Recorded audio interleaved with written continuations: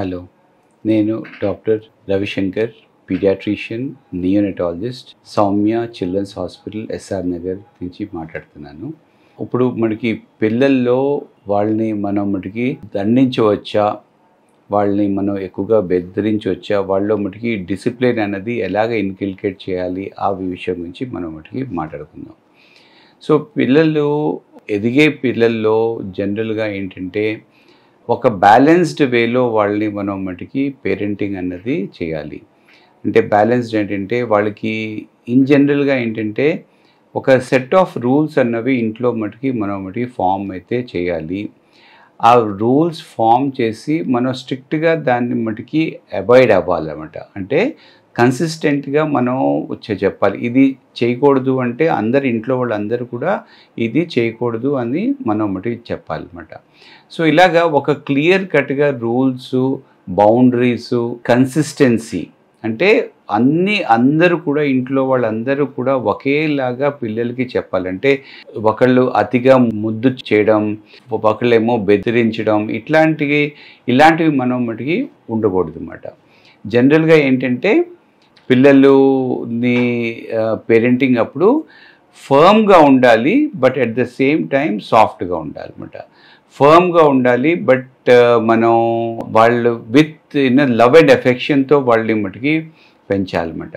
మరి ఎప్పుడు కూడా వాళ్ళని మనం మటుకి వాళ్ళు ఏమన్నా మంచి పని చేస్తే వాళ్ళని మనం మటుకి మెచ్చుకోవాలి, వాళ్ళని ఎంకరేజ్ అయితే చేయాలి. ప్రతిదానికి మనం వాళ్ళకి మటుకి ఇది ఎందుకు చేయకూడదో అది మనం మటుకి ఎక్స్ప్లెనేషన్ ఇవ్వాలన్నమాట. ఎక్స్ప్లెనేషన్ ఇవ్వడం వల్ల వాళ్ళకి స్లోగా వాళ్ళకి మటుకి అర్థం అవుతుంది అన్నమాట. మనం వాళ్ళని తిట్టడం, కొట్టడం వల్ల అది ఒక డిఫరెంట్ టైప్ ఆఫ్ ఎమోషనల్ ప్రాబ్లమ్స్కి అది మటుకి వెళ్ళిపోతుంది. అండ్ ఫ్యూచర్లో వాళ్ళు మటుకి ఇన్సెక్యూర్గా ఉంటారు, వాళ్ళు మెంటల్లీ స్టేబుల్గా ఉండరు, అండ్ లైఫ్లో వచ్చే బోల్డ్ అని మటుకి ఛాలెంజెస్ని ఎదుర్కోవడానికి వాళ్ళకి ఇబ్బంది అవుతుంది. అందుకనే వాళ్ళని ఎప్పుడు కూడా మనం మటుకి ఒక బ్యాలెన్స్డ్ వేలో వాళ్ళని మనం మటుకి పెంచాలి. ఎక్కువగా కొట్టడము, తిట్టడము ఇట్లాంటివి మనం మటుకి చేయకూడదు. మనం వాళ్ళకి రూల్స్ అన్నవి క్లియర్ కట్గా చెప్పి ఎక్స్ప్లెయిన్ చేస్తూ వాళ్ళని ఒక కరెక్ట్ పాత్వేలో మనం తీసుకెళ్ళాలి అన్నమాట.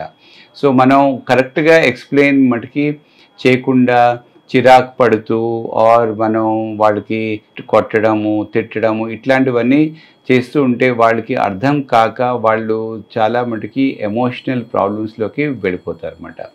అందుకనే పిల్లల్ని పెంచేటప్పుడు మనం ఎక్కువగా వాళ్ళతో మటుకి లవ్ అండ్ ఎఫెక్షన్ అంటే ప్రేమగానే వాళ్ళతో ఉండాలి, కానీ అతిగా ప్రేమ కాదు. అంటే ఏంటంటే వాళ్ళకి ఏమి రూల్స్ ఇలాంటివి ఏమి మటుకి పెట్టకుండా వాళ్ళని ఫ్రీగా వదిలేస్తే వాళ్ళలో మటుకి డిసిప్లిన్ ఉండదు అన్నమాట.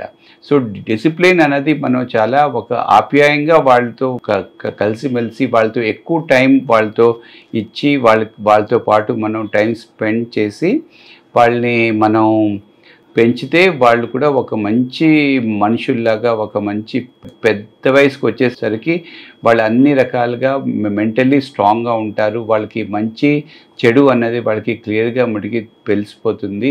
అండ్ వాళ్ళకి ఏ రకంగా మటుకి ఫ్యూచర్లో మటుకి ప్రాబ్లమ్స్ వచ్చినా సరే వాళ్ళకి ఎదుర్కోవడానికి వాళ్ళకి శక్తి ఉంటుంది.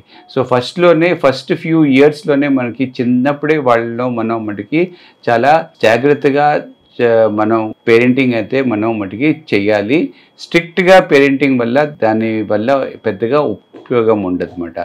Always explain a lot. And ఇంకోటి ఎక్కువగా వాళ్ళతో టైం స్పెండ్ చేసి వాళ్ళు చెప్పేది విని వాళ్ళని ఎక్కువ టైం వాళ్ళతో స్పెండ్ చేస్తే వాళ్ళు కూడా కరెక్ట్గా వాళ్ళు మటుకి బ్యాలెన్స్ లైఫ్లో ఉంటారు అండ్ వాళ్ళు ఫ్యూచర్లో కూడా బాగుంటారు. Thank you. ఇది ఇప్పుడు మనం మటుకి మాట్లాడుకునేది ఏంటంటే చంటి పిల్లల్లో కంట్లోంచి ఎందుకు ఊసులాగా వస్తుంది, అంటే దాంట్లో నుంచి మటుకి వాటరింగ్ ఎందుకు వస్తుంది, ఎందుకు మటుకి కళ్ళు మటుకి అంటుకుంటూ ఉంటాయి, అది నార్మల్లా అబ్నార్మల్లా, అలాంటి విషయాల గురించి మనం మటుకి మాట్లాడుకుందాం.